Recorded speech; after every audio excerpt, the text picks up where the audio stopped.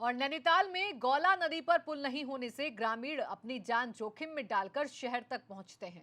उफनती नदी को पार करते समय अब तक कई लोग पानी में बह भी चुके हैं।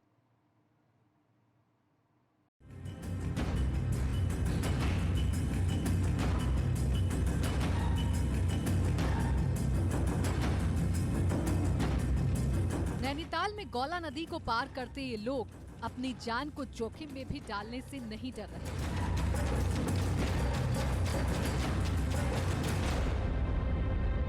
ग्रामीणों के सामने मजबूरी ऐसी कि उन्हें उफनती नदी को पार करना ही पड़ता है।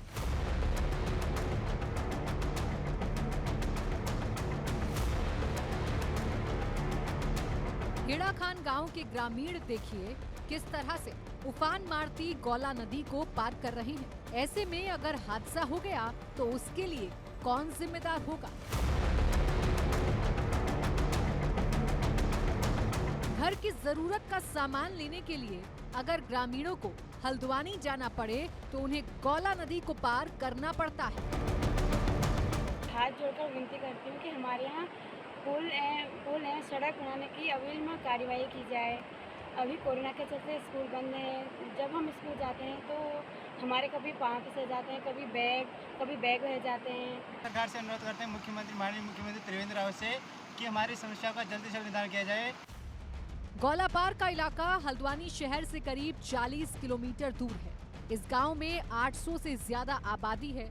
लोग रोजगार और अपनी जरूरत का सामान लेने के लिए हल्द्वानी आते हैं, जिसके लिए पहले इन्हें नदी पार करनी पड़ती है। फिर लोगों को मोटर मार्ग तक जाने के लिए कई किलोमीटर पैदल दूरी तय करनी पड़ती है। नैनीताल से कमल जगाती की रिपोर्ट, एबीपी गंगा।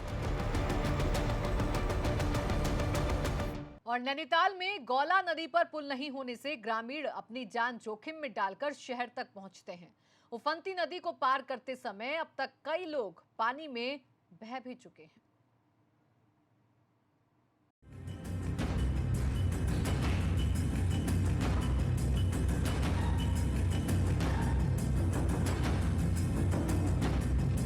नैनीताल में गौला नदी को पार करते ये लोग अपनी जान को जोखिम में भी डालने से नहीं डर रहे।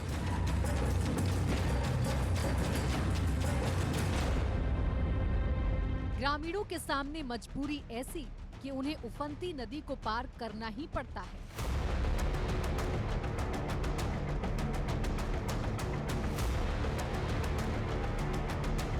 हेड़ा खान गांव के ग्रामीण देखिए किस तरह से उफान मारती गौला नदी को पार कर रहे हैं। ऐसे में अगर हादसा हो गया तो उसके लिए कौन जिम्मेदार होगा?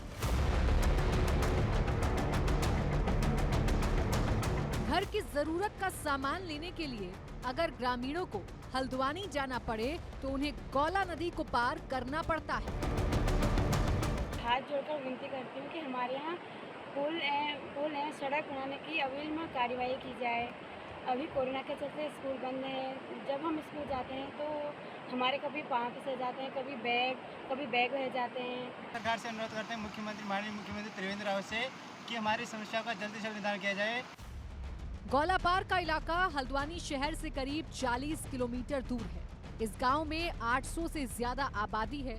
लोग रोजगार और अपनी जरूरत का सामान लेने के लिए हल्द्वानी आते हैं, जिसके लिए पहले इन्हें नदी पार करनी पड़ती है। फिर लोगों को मोटर मार्ग तक जाने के लिए कई किलोमीटर पैदल दूरी तय करनी पड़ती है।